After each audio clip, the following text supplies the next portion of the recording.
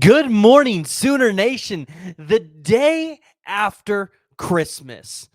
Not an eventful day in terms of OU football recruiting, transfer portal news, but I'm sure it was eventful in your home. So do me a favor. We're going to start out with the video of I want to hear a little bit about what are some of your Christmas traditions? What do you guys like to eat? This year, I smoked a brisket. My wife got me some Nike Dunks, specifically the smoked grays, and I got Super Mario RPG. So you about to catch me playing this quite a bit. But Oklahoma on Christmas Day got some news that they were going to be finalists in the recruitment of the highly coveted defensive lineman Ethan Utley out of Nashville, Tennessee. And we had to talk about Ethan Utley specifically, but then also talk about some other defensive line prospects that you're going to see Oklahoma pursue in this 2025 class. And realistically, we're going to talk about where we think Oklahoma stands with those guys. But before we dive into it, guys, again, jump in the comments, join the discussion. Let me know what your favorite Christmas traditions are. What did you guys eat on Christmas Day? And then additionally, if you haven't already, do me a favor, hit that like and give me a Christmas present. Hit the subscribe button. You guys know I'm trying to get to 10,000 subscribers. I need you guys to help me out with that. So we got to start out with Ethan Utley. This is where we're going to start with recruiting today, because that was the one where you saw Oklahoma was announced to be a finalist for Ethan Utley. And hey, you know what? You feel pretty good about where you sit in this recruitment. And I want to start by saying, obviously, the University of Tennessee is going to be the favorite. Without a doubt, they're going to be the favorite in this recruitment. However, Oklahoma, Brent Venables, Todd Bates, Miguel Chavis, they've been recruiting Ethan Utley for a long time. And they have really strong relationships. And I'm not going to say Oklahoma's second, but they're really close. And they're going to give Tennessee all they want and more for the talented four-star defensive lineman out of Tennessee's own backyard in Nashville. And here's the reason why. He's been to Tennessee 3 times. He's only been to Oklahoma once. He's been to Clemson once, though, and he was at Clemson while BV was still there, I believe, because it was November 19th of 2022. So when you look at it, Oklahoma, they're putting themselves in really good position to go out here, and they're not going to land the elite 5 stars in this class. That's an unrealistic expectation here for this staff. Because, I mean, shoot, Elijah Griffin's from Savannah, Georgia. I think a lot of people expect him to be at Georgia. I actually expect him to potentially end up at Bama, but that's a conversation for another day.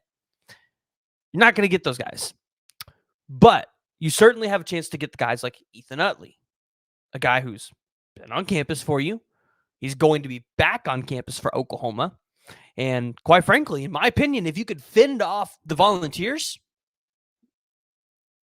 yeah, I think you got a huge shot here. And you might be asking, well, what's the big deal about Ethan Utley, right? Well, in 2022, he had 25 tackles, 10 tackles for loss, and 4.5 sacks. The dude's fast. The dude's elite. And he's somebody where he can play probably interior for you. He can play on the edge. So you like Ethan Utley, and you like that Oklahoma is not just another hat on the table here, right? They're actually in this recruitment. They're a finalist here. You're going to see Oklahoma continue to push down the way. Now, obviously, you still have to go up against Elijah Robinson and the Michigans and Bo Davis down there at Texas. So you're not out of the weeds yet, but you feel good about it. Next up on the list, and this is one that we haven't heard a whole lot about, but it's a guy out of Denton Guyer that I think can only rise through the recruiting rankings as he maybe becomes an anchor of that defense down there. Xavier Ukponu at 6'2", 275, was teammates with Jackson Arnold, Eli Bowen, Peyton Bowen, has 19 offers, multiple Power 5 offers from big-time programs. A lot of people will look at him and say, hey, he's a Texas guy. I'm just going to be honest. Oklahoma really wants to deepen their roots in the Dallas metro area, and I would expect for them to become the leaders in the clubhouse for Xavier Ukponu at some point. We've talked to him multiple times, and the relationship with Todd Bates is really, really, really, really strong there. Now, again, a lot of people like Texas in this recruitment. I like Oklahoma as it sits right now. Oklahoma's only gotten 2 visits. Texas has gotten 3. But hey, as the season weighs on, you're going to see Eli Bowen and Peyton Bowen and Jackson Arnold potentially push for this guy. And if they do, expect to see him in an Oklahoma uniform. Now, another interesting defensive line prospect is DJ Sanders out of Belleville, Texas. And this is one that I know they're going to push for. The question is, how hard are they going to push for? DJ Sanders has currently been to Texas A&M and Texas, 1 visit apiece, hasn't really been anywhere else. This is a guy that's been pretty quiet on his recruitment. So as far as DJ Sanders goes, you look at his 15 offers and you see the Bamas and the Auburns and Texas and the A&Ms, and you go, where's this guy going to land, right? If I had to guess now, I say Alabama, but again, another guy in an area where Oklahoma's going to want to make their footprint known. Now, another prospect that we've talked about many times here on the podcast, a guy that we've actually had here on the podcast, and that's going to be Landon Rink. Now, currently, Jordan Scruggs and somebody else has crystal balls in the system favored towards Texas, but I will say this. Again, this is another one where Todd Bates has built a really, really good relationship in the Longhorns' backyard. Now, we've seen this in the past, and Oklahoma to be able to go in there and get somebody on the defensive line out of the Longhorns' backyard, it's pretty unlikely. But we've seen other teams do it, and actually we've seen this exact staff do it at Clemson. So not counting Landon Rink out yet. He's been to Oklahoma 4 times, which is the second most of any school he's visited outside. Well, it's the first most outside of Texas, second most of all the schools that he's visited, including Texas. So you look at Landon Rink, good news there, but we'll have to continue to follow that recruitment here into the upcoming season to kind of see, hey, follow those visits. Where's he going to end up landing?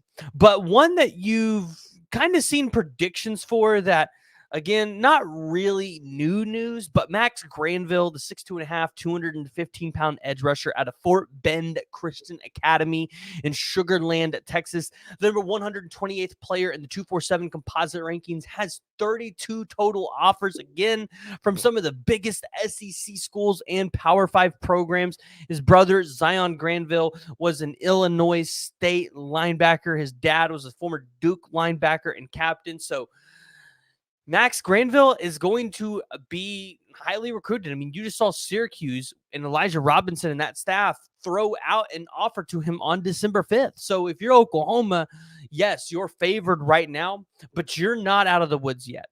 But again, Max Granville is in an area that you want to recruit very, very well. And Miguel Chavis has done a good job. And I would expect that Miguel Chavis is going to have the majority of his class locked down probably by spring. We've already seen him get Alex Schildknight.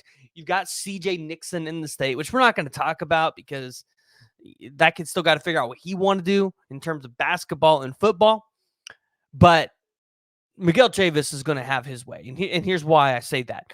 Next one is Jaden Woods, right, out of Shawnee, Kansas, and Mill Valley High School. Again, you're looking at Alabama, you're looking at Missouri, you're looking at Kansas State, you're looking at, hey, even Kansas now. Kansas is making moves on the recruiting trail. I think this year they just landed their highest rated recruit that they've ever gotten in terms of the 247 rankings, as long as that's been going on in the modern recruiting era. So Jaden Woods is a guy that he's in the pipeline in the area where Venables wants to create a pipeline. He wants to establish deep roots. And so I would expect Miguel Chavis and Brenton Venables to go in there and push the relationship that they already have, which is a pretty good one with Jaden Woods. And Jaden Woods has been impressed with this staff and what they have been able to do at Oklahoma in just their short 2 years. So you look at it here, he's been to K-State 3 times. He's been to Kansas twice. He's been to Nebraska once. Remember, Nebraska is also going to try to get into those roots. And then you've got Oklahoma with 1 visit. So something to keep your eye on going into it. Additionally, we talked about it before, but Juju Marks, and then you've also got Gus Cordavo as well. Those are also going to be top prospects for Oklahoma going into the 2025 year. So a lot of options here for Oklahoma. But of course, the big news is Oklahoma was announced as a finalist for Ethan Utley. So guys, I want to hear from you. Make sure to jump down in the comments, join the discussion. And if you haven't already, hit that like and hit that subscribe button.